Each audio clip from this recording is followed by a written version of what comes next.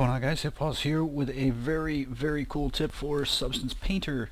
What we're gonna do is I'm gonna do something. I'm just gonna bring something in so that I have something. I'm gonna try to find a mesh here. I didn't actually really prepare for this, but I should have something here. Like for instance, we'll go with this Tonka truck here. Simple model, just something to paint on. Okay, so what we're going to do is we're going to use Substance Painter only. We're not going into Photoshop for this. We will have to go into Photoshop for like an export or something. But notice we're empty. Now this mesh does not have a high-res version, so we're just going to go ahead and bake maps right off of it as is. The only thing I want to do first is throw on an ambient occlusion channel. I actually want this to be like a default for when the program opens, to be honest with you, because I'm doing it on every file. Just because it makes exporting the ambient occlusion, I think, easier. I'm not really sure about that. But anyways, that's all we need, and we're going to hit Bake Textures now. And we do not need an ID or a thickness. Now, an ID is for in case you have a color map where you have mapped the colors to represent the different materials, and the thickness will give you basically a subsurface scattering map based on the thickness, using a depth between, you know, how much volume and whatnot is there. And in this case we're not using that, so just in case you want to know, normal is your tangent space, world space normal. Ambient occlusion is the pits and the corners. Curvature is the change in angle of the faces, so it should know that there's a 90 there. Position is done in one axis by default, which will give you a gradient image from the top to the bottom, regardless of where the UVs are. Okay, that's what that gives you, and that's useful for a lot of these filters. They require these things to have a gradient like that so they can filter themselves up and down, because substances really are just kind of a series of material nodes that are hooked together based on different masks and things. So we have some maps here, and what I want to do is I want to demonstrate the edge detection first, and then I want to show you the inherent problem with the edge detection. Okay, so let's go ahead and let's just get two materials. So I'm going to pick one of my new favorite materials here is this metal steel bumped, or it's just called steel bumped, and I need to find it. It does come up when you have metal typed in. It's here somewhere. See how you can see steel here? Steel bumped right there. This is such a good material. Whoever created this one, kudos. Really great roughness map in there, and just a really nice material. And what's nice is we can tri-planar project that now. Okay, so we got a nice base metal underneath. Now I know this would be, you know, actually this would be a metal toy, but I don't remember what color the metal is underneath. I used to think it was black. I did have one when I was a child. Okay, and then we're going to add a paint layer on top, and this one I've made myself, but it really is rather basic, and we'll go with tri-planar again. Okay, so that's the painted surface over the on top of the metal. So what we're going to do now is we'll give this a black mask, and we'll go by generator here, and we'll pick this edge blur right here, and let's see if we can't dial this in. It might be a little difficult. Okay, blur radius, let's pull that way down. Let's see what it gets. It looks like we need to invert the whole thing. It's not very good, to be honest.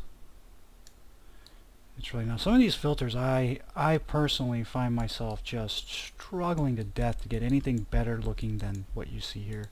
Just a couple of pixels that are kind of crapping on the model somewhere, and in the wrong places too, because we're going to get ambient occlusion up in here, which I kind of don't want. So in reality we would need to explode this model. Let's try one of the ones I can get under control, and that's this dirt one here. And even though it's not exactly the right material to use, also we can invert it. Let's kill the grunge amount really quick, and let's kick up the contrast, and then we'll pull that level down here. Okay, so it's detecting some inner edges. Okay, also we got edge masking to turn stuff on, but you can see that it's detecting huge areas underneath where the tires are. Now that's because of the ambient occlusion being pulled in here. So I think we can tell the ambient occlusion to go at a much lower distance. I wish there was a way to say, hey, don't take into account the crap that's near it, because you can see right there. But anyways, the point is that we do have a material. So what we want to do is we want to be able to paint here with height information and have that actually be taken into account by this substance effect. Okay, so I'm just going to put a few things like that there. Okay, then I'm also going to see what happens if we do some raised surfaces.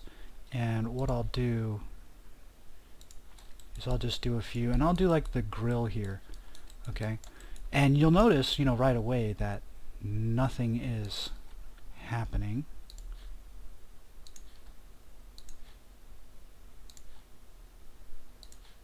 At all to the material. It's just pushing the textures around.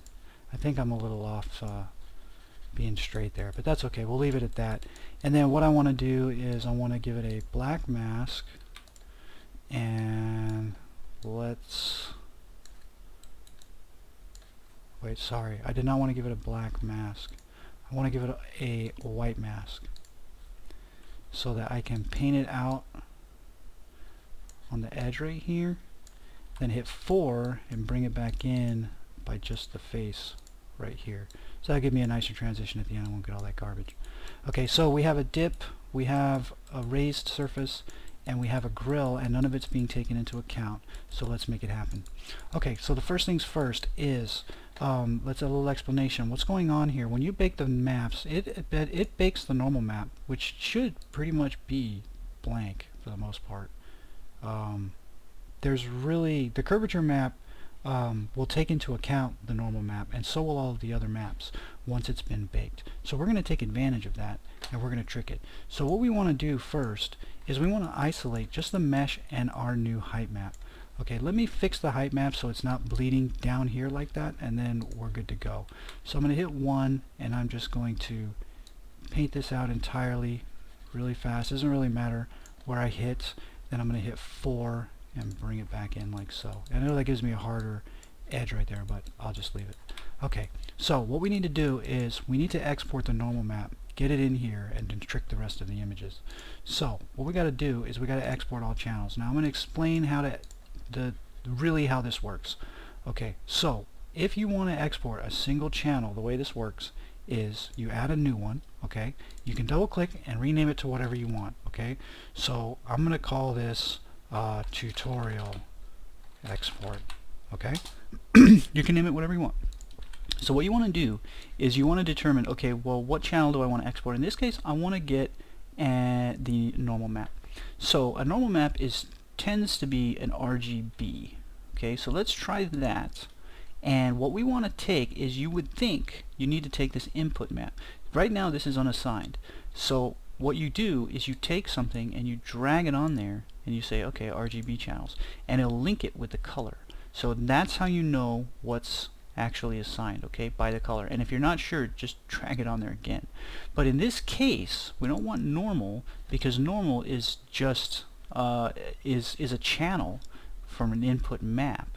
What we want is we actually want to get the normal map combination between the height and the normal map, and that is actually the normal DirectX. So we're going to take that guy in there instead.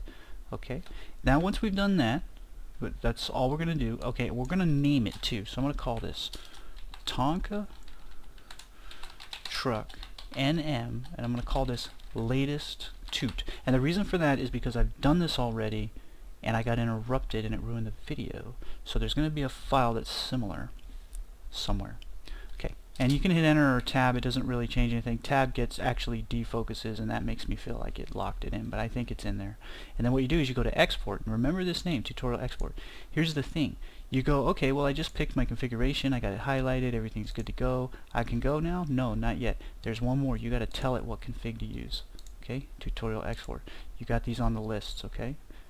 So you'll have a whole bunch of them on the list. Make sure you pick that there. It's very, very important. I didn't notice this at first. It's like geniusly hidden right under my nose, you know. I just wasn't hitting it. So whenever I exported, I kept getting like a height map and and a roughness and everything, because it was defaulting always to this one for me every single time. And if we look at the PBR metal rough, you can see all these channels. So even though I was just trying to export like just an emissive channel or something, I kept getting all this and I never got emissive.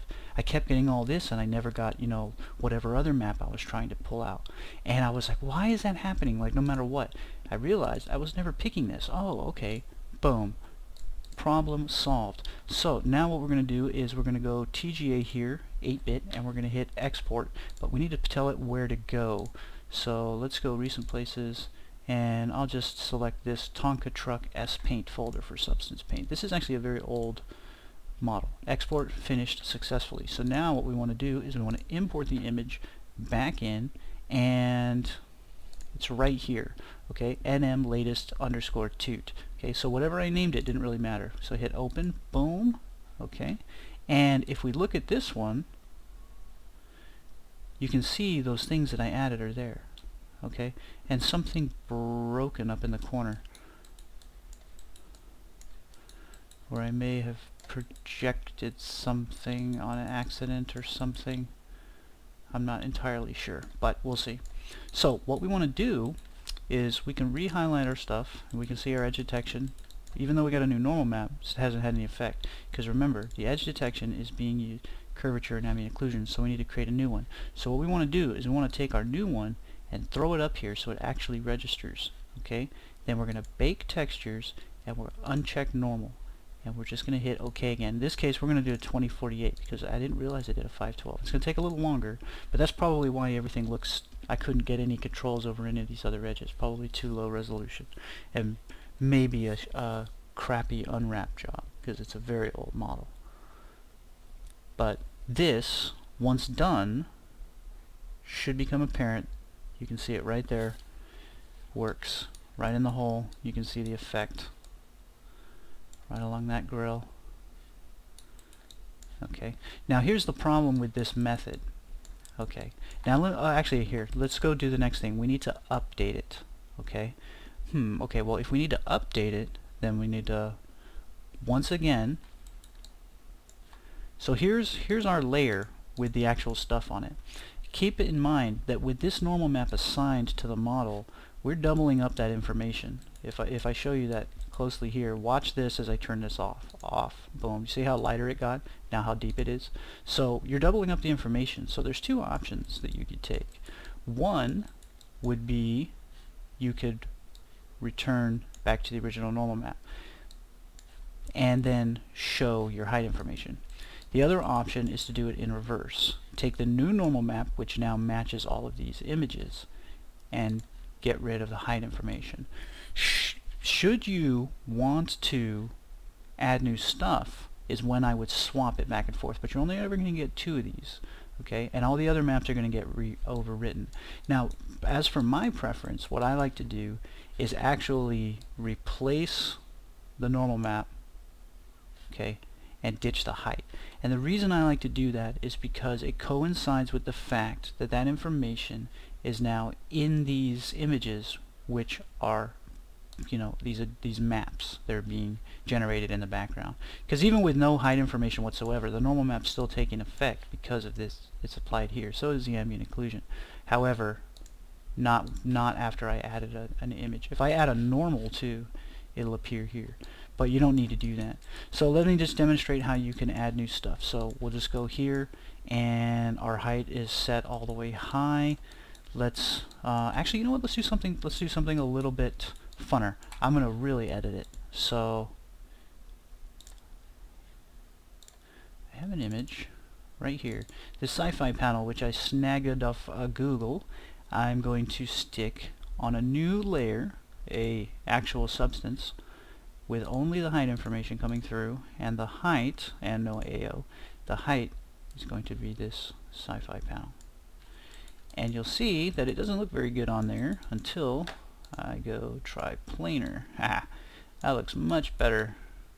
It actually matches around the corners now, even though my UVs don't.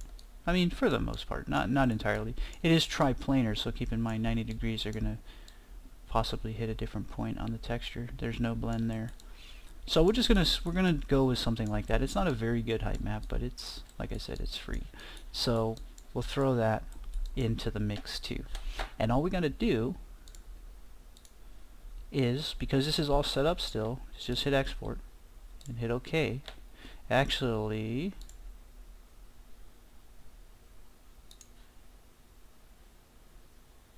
I need to check the document size. 2048. Okay, yeah, good. Okay, so then what we do is we reload, and then we show these layers. We bring this back up here, like so. Bake, and we wait. So it's a bit of a process in between. You know, like, it would be nice if it kind of did this for us automatically. Like, this was more of a live normal map. Like, this was actually showing the height information live being added, and it was updating, and these were being updated too. But as you can see now, that all of that stuff is now taking into effect the edge detection, which is working magnanimously on it. It's working really well. Of course, our colors completely wrong. Right? But you can see right there that it takes it into account. So if we start fiddling with these controls a little bit, say like a little bit more dirt, we kind of reverse that look, you know? Looks pretty nice. All down there in the crakes. Here, let's but see, unfortunately we're using this dirt, and I don't like the dirt, so let's get rid of that, and let's try another one. Let's see if we can't actually get one of these ones to work, because I just suck at them. This one's called Edgeware, so that sounds pretty good. We might have bad UVs, but I don't think so. They look okay. Okay, so let's kick the level up. What are these spots? Edge width. Oh, you know what it looks like? It looks like I messed something up. Yeah. It does. I think I doubled. When I exported, I already had this normal map in there. And what I wanted to do was have the original blank one in there, because I don't add any information. Because watch what happens when I use this one. See how all of this noise and stuff gets, which becomes more apparent. Because, like, let's say, okay, without any normal map there, and without that sci-fi, well, the sci-fi thing has some noise in it anyway. It's a really low res image. I think it's only like 512, and like I said, I just snagged it off of Google. But anyways, we are getting a little bit of noise in there, but I had the wrong normal map assigned. So I actually want to export this, export all channels, and I can just hit export, hit OK. I can reload, okay. Then I can throw it up here, make the textures, and it'll effectively be working. And then what I can do is just throw the old normal map back on. But actually, what I think what I prefer to do is ditch the height. But it depends, because if you have a whole bunch of layers here and there's a whole bunch of height information, it's probably better just to go back to the old normal map, you know. But as you can see now, I am going to have those spots in there. I think it's just picking up the noise. This maybe is a little too sensitive. So what's this threshold? Edge width. Okay, let's try inverting it and see if we get any better results.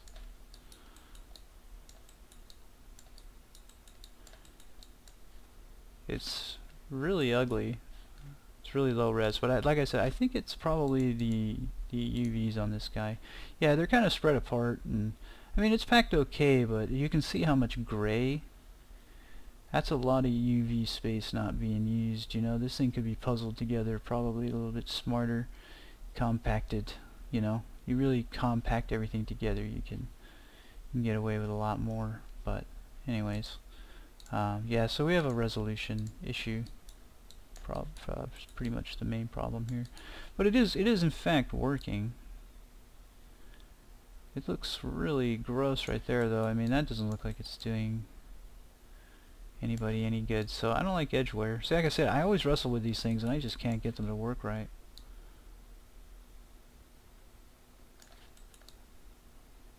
And it's not like I don't like that effect, but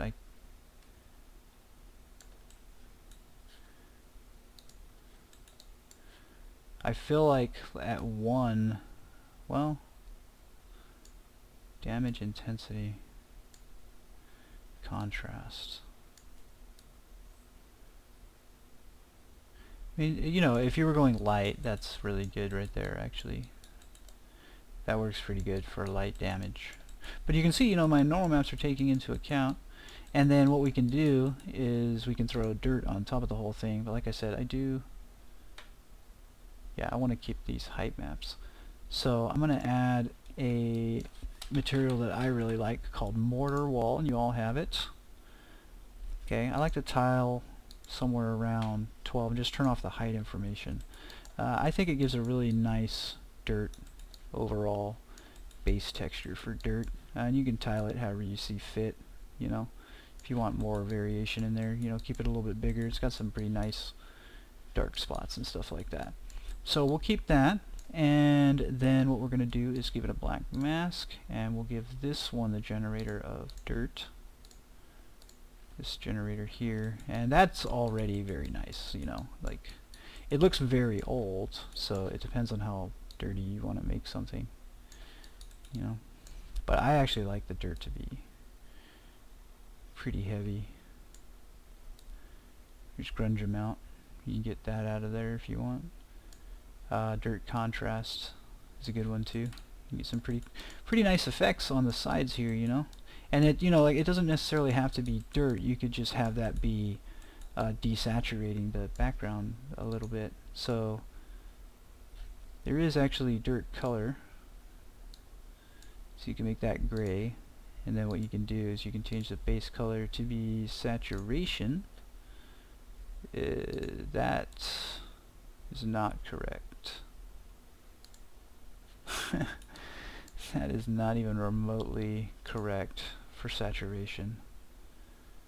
Gray over yellow, it should have almost not had no change. Maybe it's got to be a darker color.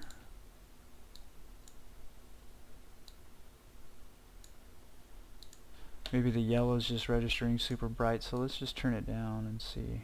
Yeah. So you can do something like that, you know, like where it's really subtle, but it really adds. Really adds. Because it's also affecting the roughness too, you know? It's rougher there. So those are the things I like to layer in. Just minor discoloration. There's sun bleaching and stuff as well. But then, you know, if you're like, oh well, I didn't want to lose that dirt, I like the dirt, you know, just duplicate the layer and make that normal and crank it back up and put the dirt back to a reasonable color.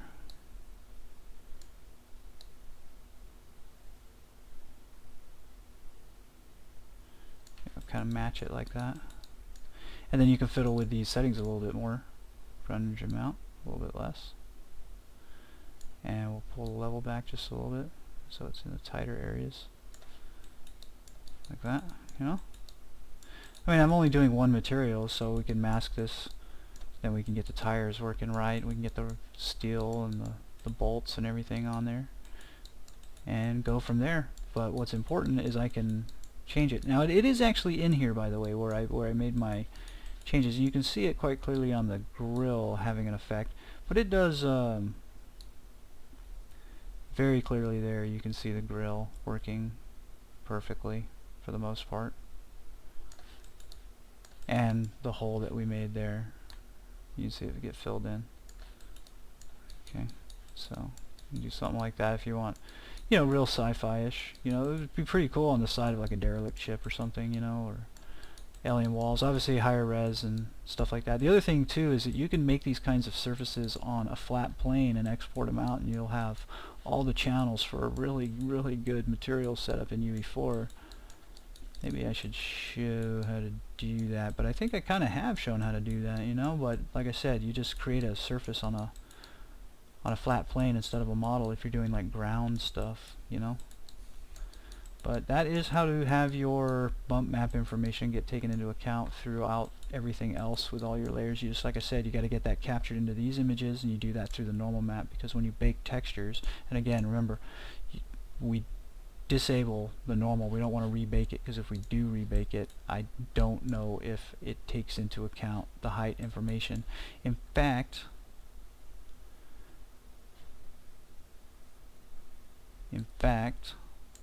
I want to test that, and that's going to be the last thing we do. We're going to throw a normal map back on. I could be entirely incorrect, and we don't even have to do that step. But we'll see what happens if our grill and our hole here get taken away from the detail. If not, we're good to go. But we do need to re-import. Actually, do we need to re-import the image? Because I thought what it was going to do was, yeah, as you can see, all the information's gone by rebaking. It got rid of it on the ambient occlusion and everything. So with that normal map up there, let's keep normal. Let's keep normal checked. And that's the test. I was unchecking it because I assumed that I don't want to write that again, because it's writing the information from the mesh itself. You can see how lame the effect is on the model without any kind of surface help. See, it didn't help. It's not there. So you do in fact have to uncheck this.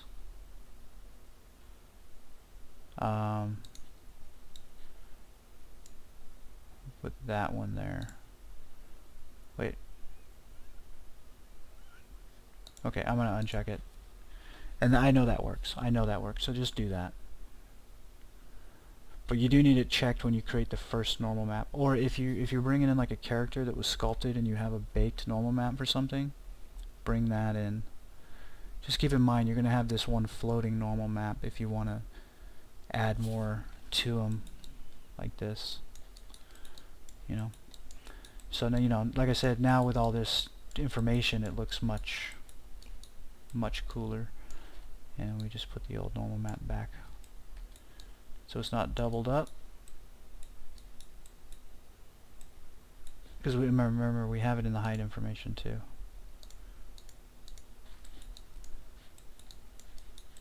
And that's it. That is how you get your actual height paint that you paint to be affected. Feature requests. It would be nice if there was some way in hell that you guys could get that to happen live. Or maybe just give us a update maps key, you know, like a button to automatically run a script for us to do what I just showed. That would be really handy.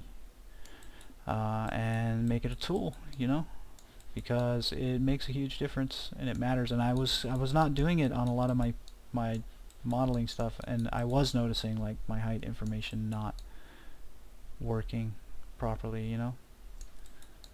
So yep, this is Hitboss signing off. Thanks for watching, guys. Hopefully you guys found this interesting and useful. I know I'm going to use the shit out of it, so I'll see you guys in the next one.